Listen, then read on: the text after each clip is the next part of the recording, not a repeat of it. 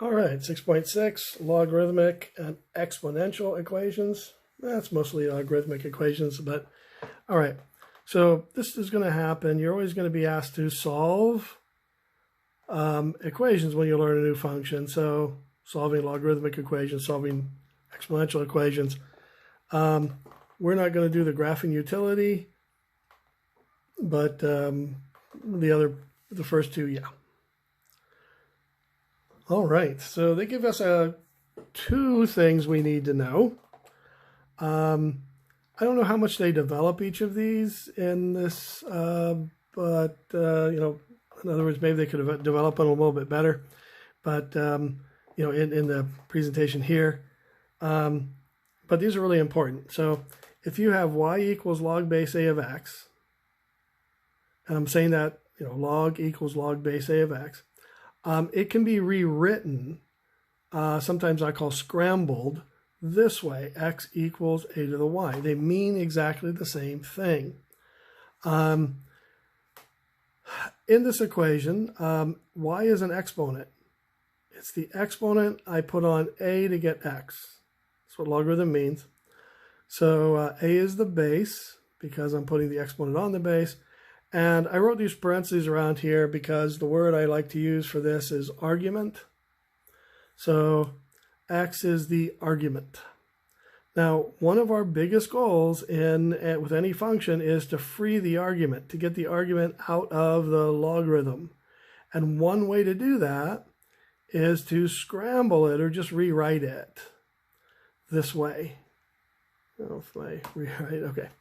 Where x is no longer has anything on it, meaning the argument's all by itself. So the former argument, a is still the base. It's just the base, not of the logarithm, but it's the base of an exponent. And y is the exponent. So I'll give a quick example, numerical example. If I had said, let's start on this side.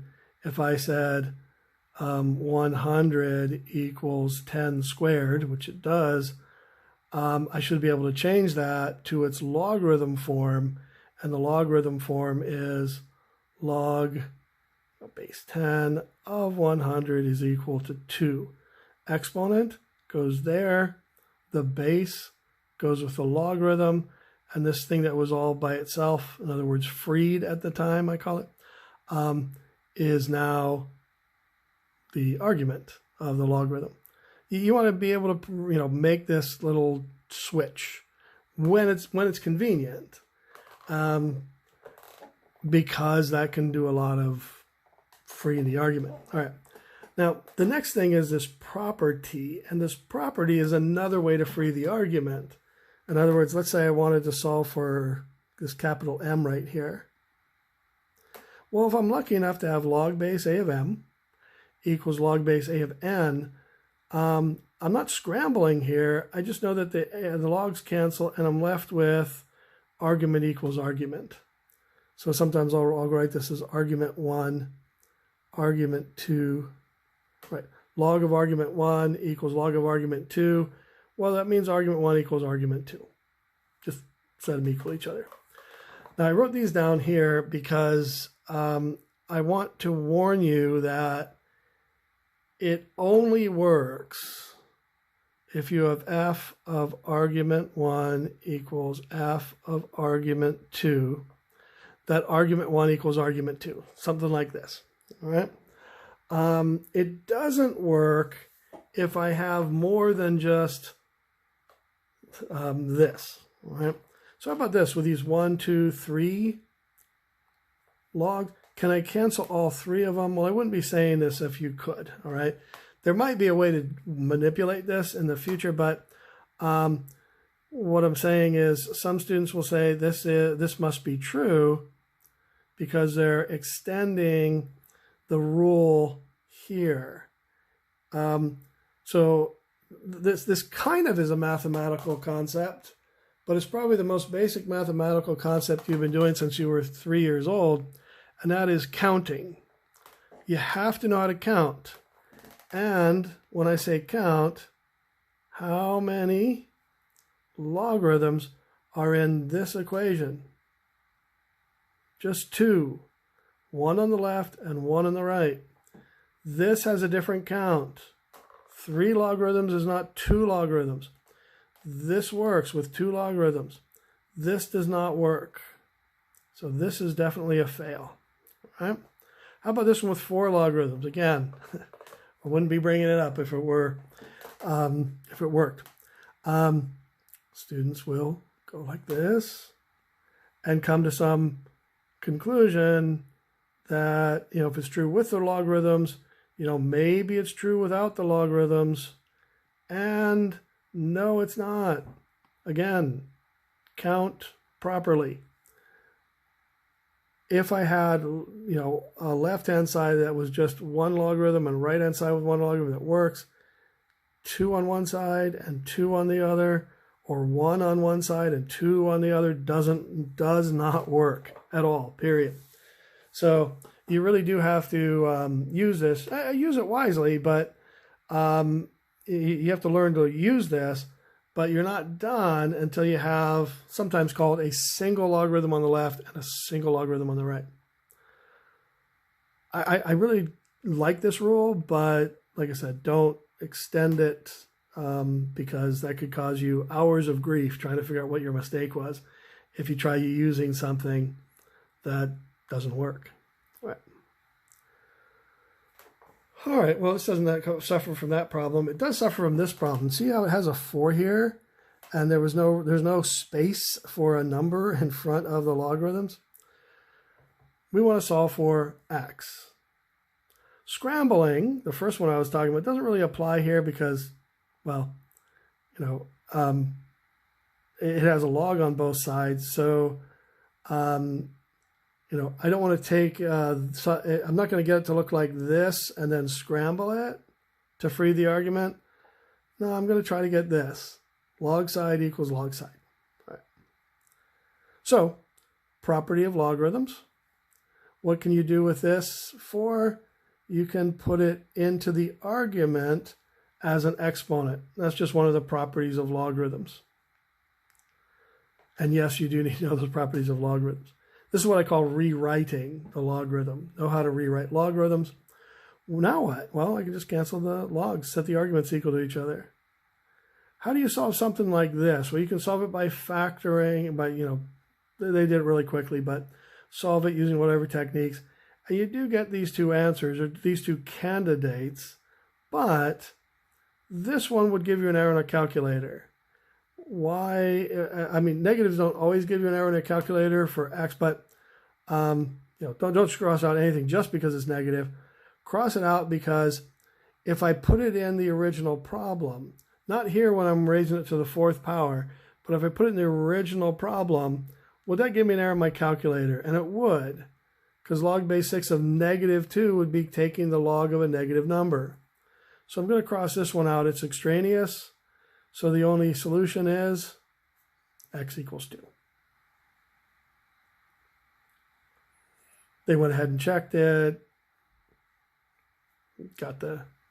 confirmed it. All right. By the way, this check where they substitute it in and they try to get the left equal to the right is overkill. You don't really have to do that for this type of extraneous solution. If it doesn't give you a domain error, meaning it doesn't give you an error in a calculator, you've checked it. Sometimes the website will overdo their check with this left equals right check. A left equals right check is great to see if you made a mistake, but it's unnecessary to check for extraneous solutions. So I'm just trying to give you that tip. All right, I think I know how the author is going to move this problem forward, but I don't know. Actually, I do. All right, so now there's this little thing about domain, not really important for us to get started. What can we do with this plus, though? Yep, we can use the rule, and usually they write them off to the side here. Log A plus log B log of a sum is equal to the log of the product, A times B. So they're using this rule that you need to know when you need to know it, right? To get something that looks like this, all right? It looks like this because we have, what we wanted something that looks like this, I should say. We wanted log base, A of the argument is equal to some number. And this is that scramble we were talking about. This is the base, 20. This is the exponent, 1. And the argument is now freed. All right, so we solved that. I'm just going to take a little thinking, but make sure you understand it's that very first rule we had in this section. You solve, you get 2 answers. I'm always suspicious of a negative number, but don't give up on it. If it's a small negative number like -4 and we were adding 9 to it, well, it still would fail over here, but you want to test it.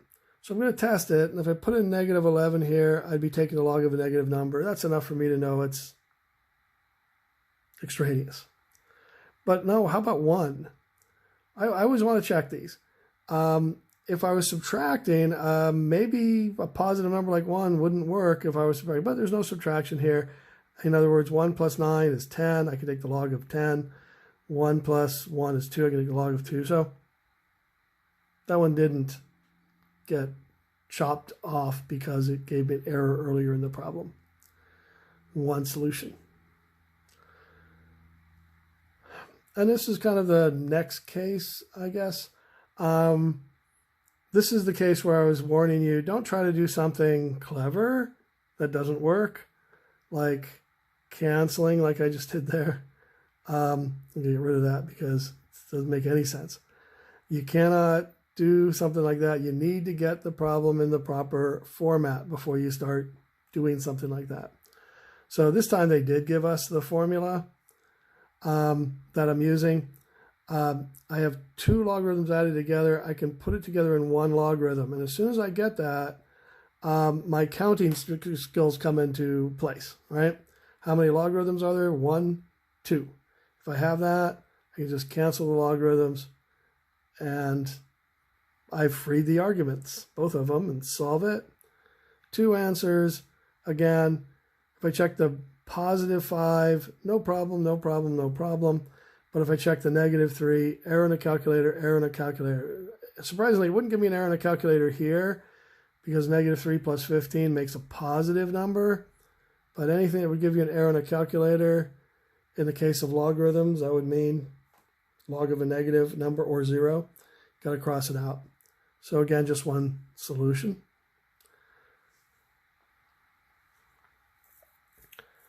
All right, so that was solving logarithms. Now they're saying, well, what if you wanted to solve exponents? Well, again, and let me make sure you see this for what it is. There's 1 and there's 2. That's it. 2 exponents. A to the u equals a to the v. If that's true,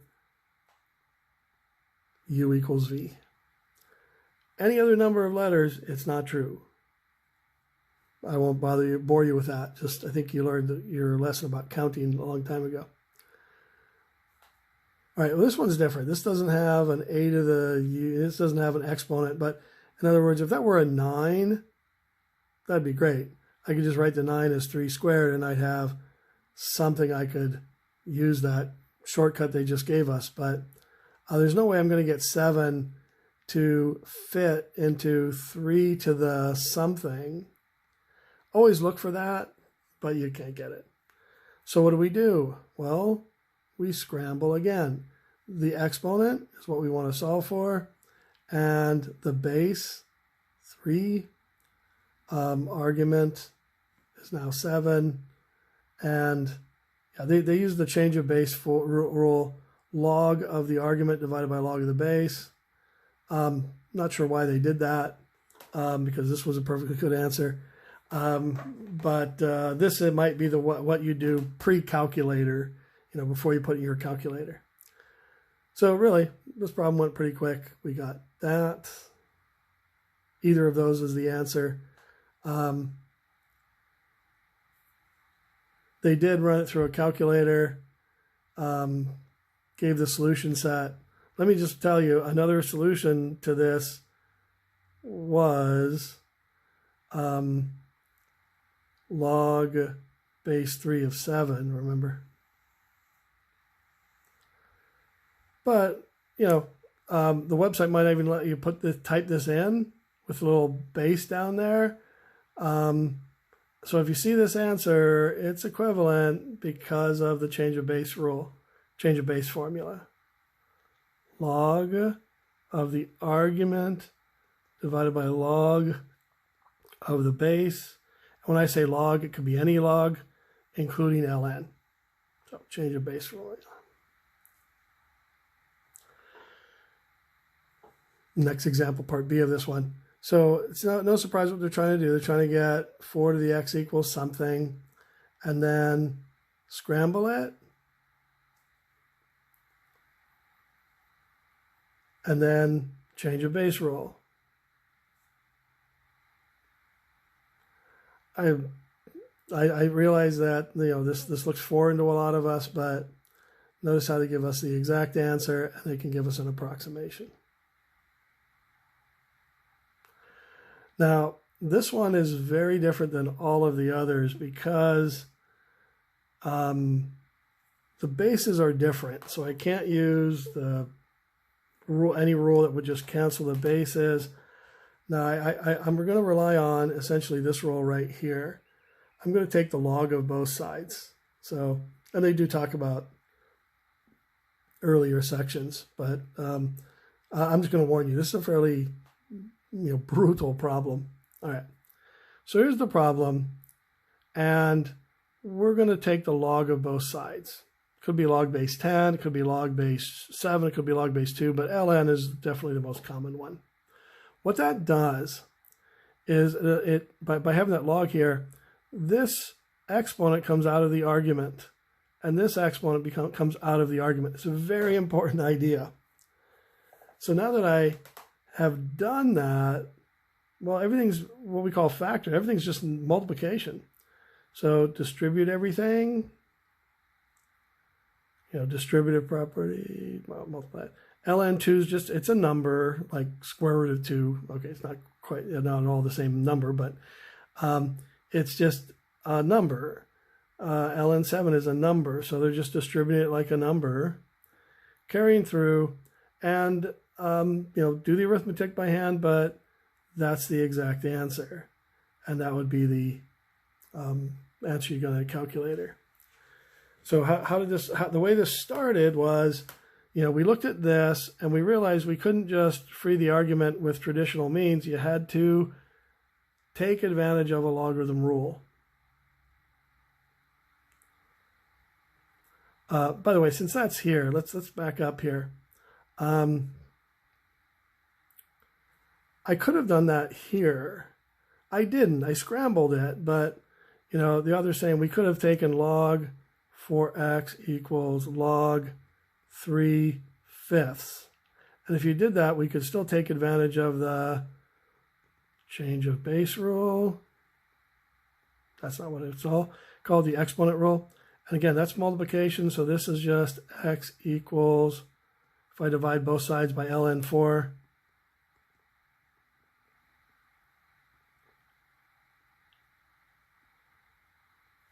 I can get the answer by taking the log of both sides.